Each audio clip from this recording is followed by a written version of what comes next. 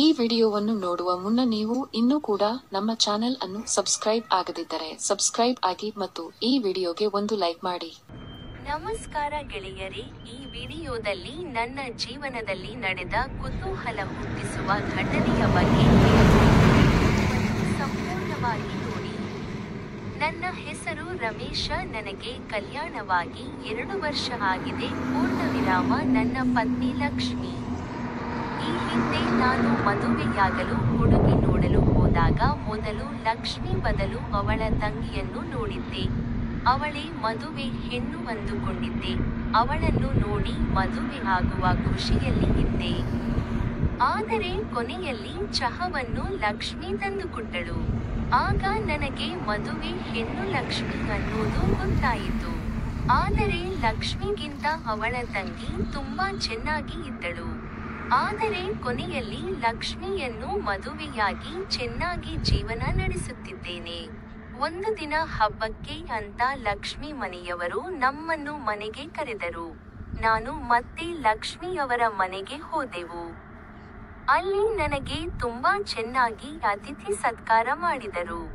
ರಾತ್ರಿ ಊಟ ಮುಗಿಸಿ ಅವರವರ ರೂಮ್ಗೆ ನಿದ್ರೆ ಮಾಡಲು ಹೋದರು. ನಾನು ಸಹ ಮಲಗಲು ನಮ್ಮ ರೂಮ್ ಕಡೆಗೆ ಹೊರಟಿದೆ. ಇದೇ ವೇಳೆ ಕರೆಂಟ್ ಹೋಗಿ ಬಿತ್ತು. ನಾನು ಹಾಗೆ ಒಳಗಡೆ ಹೋಗಿ ಚಂದ್ರನ ಬೆಳಕಿಗೆ ನಿಂತೆ. ಪೂರ್ಣವಿರಾಮ. ಅವತ್ತು ಲಕ್ಷ್ಮಿ ಜೊತೆಗೆ ಆ ಕೆಲಸ ಮಾಡಬೇಕು ಅಂತ ನಿರ್ಧಾರ ಮಾಡಿದ್ದೆ. ಹೀಗಾಗಿ ನನಗಿಂತ ಮೊದಲೇ ರೂಮ್ನಲ್ಲಿ ಅವಳು ಹೋಗಿದ್ದಾಳೆ ಅಂತ ತಿಳಿದುಕೊಂಡಿದ್ದೆ. ಹಾಗಾಗಿ ಹಿಂದಿನಿಂದ ಅವಳನ್ನು ಹಿಡಿದುಕೊಂಡೆ. ಆದರೆ ಅವಳು ಕಿರುಚುತ್ತಾ ಹೊರಗಡೆ ಹೋಗಲು ಪ್ರಯತ್ನ ಮಾಡಿದಳು. ನಾನು ಅವಳ ಬಾಯಿಯನ್ನು ಗಟ್ಟಿಯಾಗಿ ಮುಚ್ಚಿದೆ. ಅವಳು ಸುಮ್ಮನೆ ನಿಂತಳು. ನಾನು ಅವಳೊಂದಿಗೆ ಆ ಕೆಲಸ ಮಾಡಲು ಅವಳನ್ನು ಎತ್ತಿ ಮಂಚದ ಮೇಲೆ ಹಾಕಬೇಕು ಎನ್ನುವಷ್ಟರಲ್ಲಿ ಕರೆಂಟ್ ಬಂದು ಬಿಟ್ಟಿತ್ತು. ಕರೆಂಟ್ ಬಂದಾಗ ಒಂದು ಕ್ಷಣ ಮೈ ಜುಮ್ಮನಿಸಿತು. ಯಾಕೆಂದರೆ ನಾನು ಎತ್ತಿಕೊಂಡಿದ್ದು ನನ್ನ ಹೆಂಡತಿ ಲಕ್ಷ್ಮಿ ಅಲ್ಲ, ಬದಲಾಗಿ ಅವಳ ತಂಗಿ ರಮ್ಯಾ. ರಮ್ಯಾ ಒಂದು ಬೀರುವಿನಲ್ಲಿದ್ದ ತನ್ನ ಬಟ್ಟೆಯನ್ನು ತೆಗೆದುಕೊಂಡು ಹೋಗಲು ಅಲ್ಲಿಗೆ ಬಂದಿದ್ದಳು.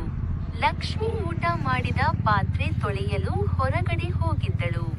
ನಾನು ಕ್ಷಣವೇ ರಮ್ಯಾ, ಸಾರಿ, ನಾನು ನಿಮ್ಮ ಅಕ್ಕ ಲಕ್ಷ್ಮಿ ಅಂದುಕೊಂಡಿದ್ದೆ ಅಂತ ಹೇಳಿದೆ. ಅವಳು ಪರವಾಗಿಲ್ಲ ಬಿಡಿ ಭಾವ, ನಾನು ಏನೂ ತಪ್ಪು ತಿಳಿದುಕೊಂಡಿಲ್ಲ ಅಂದಳು. ಆಮೇಲೆ ಅವಳು ಅಲ್ಲಿಂದ ಹೊರಗಡೆ ಹೋದಳು. ನಾನು ಅಯ್ಯೋ, ಕರೆಂಟ್ ಇನ್ನೂ ಸ್ವಲ್ಪ ಹೊತ್ತು ಬಿಟ್ಟು ಬರಬಾರದಿತ್ತೆ, ರಮ್ಯಾ ಜೊತೆಗೆ ಕೆಲಸ ಮಾಡಿಬಿಡುತ್ತಿದ್ದೆ ಅಂತ ಯೋಚನೆ ಮಾಡುತ್ತಿದ್ದೆ. ಆಗ ಮನಸ್ಸಿನಲ್ಲಿ ಒಂದು ಪ್ರಶ್ನೆ ಬರಲು ಶುರು ಮಾಡಿತು. ಯಾಕೆಂದರೆ ಅವಳಿಗೆ ಬೀರುವಿನಿಂದ ಹಿಡಿದು ಮಂಚದವರೆಗೆ ಕರೆದುಕೊಂಡು ಬರುವಷ್ಟರ ಸಮಯ ಸುಮ್ಮನೆ ಇರೋದನ್ನು ನೋಡಿ ಅನುಮಾನ ಬಂತು. ಆಗ ರಮ್ಯಾ ಕೂಡ ಆಸೆ ಪಟ್ಟಿರಬಹುದು ಅಂದುಕೊಂಡೆ. ಯಾಕೆಂದರೆ ರಮ್ಯಾ ಇನ್ನೂ ಕಲ್ಯಾಣ ಮಾಡಿಕೊಂಡಿರಲಿಲ್ಲ. ಹಾಗಾಗಿ ಅವಳಿಗೂ ಆ ಕೆಲಸ ಬೇಕಾಗಿತ್ತು ಅನಿಸುತ್ತೆ. ಹಾಗಾಗಿ ಸುಮ್ಮನೆ ಇರಬಹುದು ಅಂದುಕೊಂಡೆ. ನಾನು ಇದೇ ಚಾನ್ಸ್ ಬಿಡಬಾರದು ಅಂತ ನಿರ್ಧಾರ ಮಾಡಿದೆ. ಅದೇ ವೇಳೆ ನನ್ನ ಹೆಂಡತಿ ಬಂದಳು. ಮೊದಲೇ ಕೆಲವು ಸಮಯದ ಹಿಂದೆ ನಡೆದ ಘಟನೆ ಮನಸ್ಸಿನಲ್ಲಿ ಇತ್ತು. ಹೀಗಾಗಿ ಅದೇ ಮೂಡನಲ್ಲಿ ಆ ಕೆಲಸ ಮಾಡಿಬಿಟ್ಟೆ. ಮರುದಿನ ಕೂಡ ಹೆಂಡತಿ ಮನೆಯಲ್ಲಿ ಉಳಿಯಬೇಕಾಯಿತು. ಅವತ್ತು ರಾತ್ರಿ ಲಕ್ಷ್ಮಿ ಮತ್ತೆ ಅವರ ತಾಯಿ ಅಡುಗೆ ಮನೆಯಲ್ಲಿದ್ದರು. ಮಾವ ಹಾಲ್ನಲ್ಲಿ ಕುಳಿತು ಟಿವಿ ನೋಡುತ್ತಿದ್ದರು. ಆದ್ರೆ ರಮ್ಯಾ ಮಾತ್ರ ರೂಮ್ನಲ್ಲಿ ಕುಳಿತು ಫೋನ್ ನೋಡುತ್ತಾ ಇದ್ದಳು. ಈ ವೇಳೆ ದೇವರೇ, ಇವತ್ತು ಕರೆಂಟ್ ಹೋಗಲಿ ಅಂತ ಬೇಡಿಕೊಳ್ಳುತ್ತಿದ್ದೆ. ಕರೆಂಟ್ ಹೋದಾಗ ಆ ರೂಮ್ಗೆ ಹೋಗಬೇಕು ಅಂದುಕೊಂಡೆ. ಆದರೆ ಅವತ್ತು ಕರೆಂಟ್ ಹೋಗಲೇ ಇಲ್ಲ. ಆದರೆ ನಾನು ಇವತ್ತು ಏನಾದರೂ ಮಾಡಿ ಆ ಕೆಲಸ ಮಾಡಬೇಕು ಅಂತ ಅಂದುಕೊಳ್ಳುತ್ತಿದ್ದೆ. ಅಷ್ಟರಲ್ಲಿ ಮನೆ ಹೊರಗಡೆ ಹೋಗಿ ಕರೆಂಟ್ ಮೇನ್ ಸ್ವಿಚ್ ಆಫ್ ಮಾಡಿದೆ. ಮನೆ ಸಂಪೂರ್ಣ ಕತ್ತಲಾಯಿತು. ನಾನು ಬೇಕು ಅಂತ ರಮ್ಯಾ ರೂಮ್ಗೆ ಹೋದೆ. ಹಿಂದಿನ ದಿನದ ಹಾಗೆ ಚಂದ್ರನ ಬೆಳಕು ಕಿಟಕಿಯಿಂದ ಬರುತ್ತಾ ಇತ್ತು. ಹೀಗಾಗಿ ಸ್ವಲ್ಪ ಸ್ವಲ್ಪ ಆಕೆ ಕುಂತಿದ್ದು ಕಾಣಿಸತ್ತಾ ಇತ್ತು. ನಾನು ಗೊತ್ತಿಲ್ಲದ ಅಲ್ಲಿ ಹೋಗಿದ್ದ ಹಾಗೆ ಅವಳ ಬಳಿ ಹೋಗಿ ಕುಳಿತುಕೊಂಡೆ.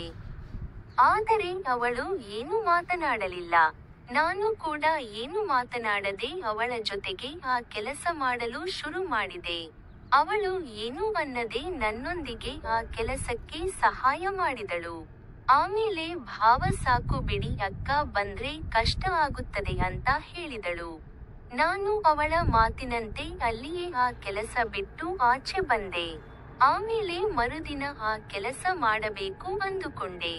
ಅಷ್ಟರಲ್ಲಿ ನಮ್ಮ ತಾಯಿಗೆ ಹುಷಾರಿಲ್ಲ ಅಂತ ಗೊತ್ತಾಗಿ ವಾಪಸ್ ಮನೆಗೆ ಬಂದೆವು. ಆದರೆ ನನಗೆ ಅಂದು ನಡೆದ ಘಟನೆ ಮಾತ್ರ ಮರೆಯಲು ಆಗಲಿಲ್ಲ.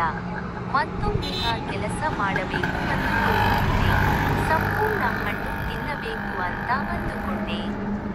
ಆಮೇಲೆ ಯೋಚನೆ ಮಾಡಿ ಹೇಗಿದ್ರು ಹೆಂಡತಿ ಜೊತೆಗೆ ಮಾತಾಡಿದೆ. ಹೇಗಿದ್ರು ನೀನು ತಾಯಿಗೆ ಹುಷಾರಿಲ್ಲ, ಮನೆಯಲ್ಲಿ ನೀ ಒಬ್ಬಳೇ ಕೆಲಸ ಮಾಡೋಕೆ ಕಷ್ಟ.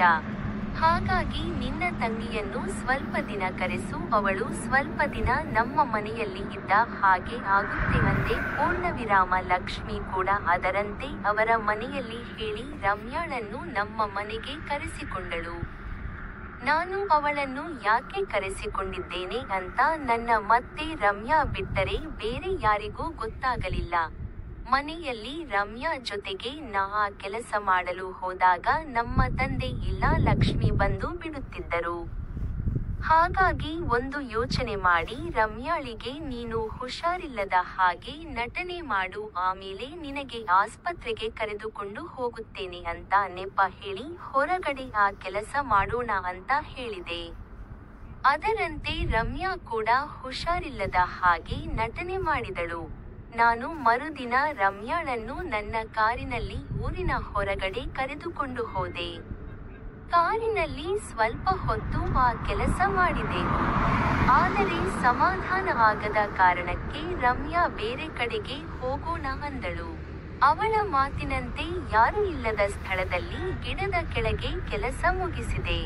ಆಮೇಲೆ ಹೀಗೆ ಏನಾದರೂ ಮನೆಯಲ್ಲಿ ನೆಪ ಹೇಳಿ ಕೆಲಸ ಮಾಡುತ್ತಿದ್ದೇನೆ. ಸ್ನೇಹಿತರೆ, ನನ್ನ ಕಥೆ ನಿಮಗೆ ಇಷ್ಟ ಆದ್ರೆ ಈ ವಿಡಿಯೋ ಲೈಕ್ ಮಾಡಿ, ಮುಂದಿನ ವಿಡಿಯೋಗೆ ಚಾನೆಲ್ ಸಬ್ಸ್ಕ್ರೈಬ್ ಮಾಡಿ. ಧನ್ಯವಾದಗಳು.